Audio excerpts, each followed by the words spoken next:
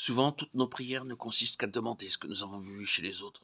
Nous sommes incapables de prier pour quelque chose de céleste que nous n'avons jamais vu. C'est pourquoi nous prions pour avoir la patience et l'humilité que possède telle ou telle personne. Déjà en pensée, nous nous sommes fait une idée de ce qu'est l'humilité ou la patience. Puis-je vous poser une question? Seriez-vous heureux si, aussitôt après avoir cru au Seigneur, Dieu avait prélevé la patience d'une certaine personne et l'avait mise en vous?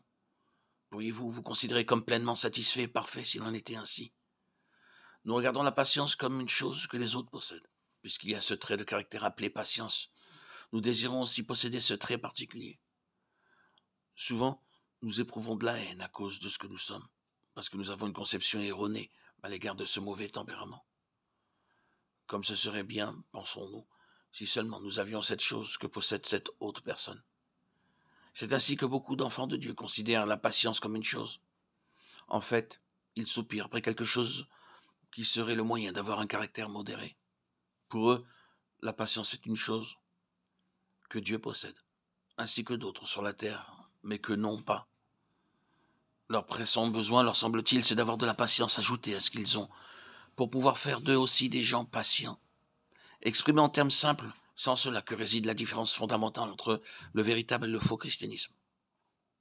Beaucoup parmi le peuple de Dieu recherchent quelque chose qui leur semble être quelque part ailleurs, sauf dans leur propre vie. Ils remarquent qu'un tel et un tel ici, qu'un tel et un tel autre là-bas, et qu'un tel autre quelque part ailleurs, le possèdent, mais pas eux. En conséquence, ils cherchent une chose, quelque chose qui existerait sur terre. Telle est l'opinion générale. Parmi la chrétienté, les gens recherchent et possèdent des choses. Ils s'en réjouissent et sont remplis de reconnaissance à cause de la chose qu'ils ont obtenue. Bien peu nombreux sont ceux qui reconnaissent que dans le domaine spirituel, il n'y a rien sauf Christ. Il n'y a pas de patience, ni d'humilité, ni de lumière dans le monde spirituel. Ces choses n'existent pas. Il y a Christ et Christ seul peut nous faire parvenir à ce but. Dieu doit nécessairement accomplir une autre œuvre dans nos vies. Lorsque tout d'abord nous avions été sauvés, il nous a été montré que ce qu'il nous fallait, c'était Christ et non pas des œuvres.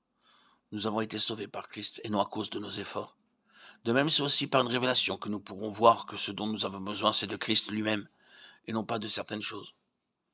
Alors que beaucoup de choses ont été illuminées lorsque nous avons cru initialement, de même, beaucoup d'autres choses encore devront être complètement brisées aujourd'hui.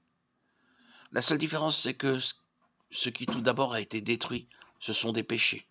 Alors ce qui devra l'être ensuite, ce sont des choses spirituelles. Tout d'abord, c'est l'orgueil, la jalousie, la vaine gloire, le tempérament mauvais ou quelques autres péchés qui ont été détruits. Aujourd'hui, notre patience, notre humilité et notre prétendue sainteté doivent aussi être détruites pour pouvoir comprendre que Christ est notre vie et notre tout. Combien grande est la différence entre ce christianisme et celui que conçoivent habituellement les croyants.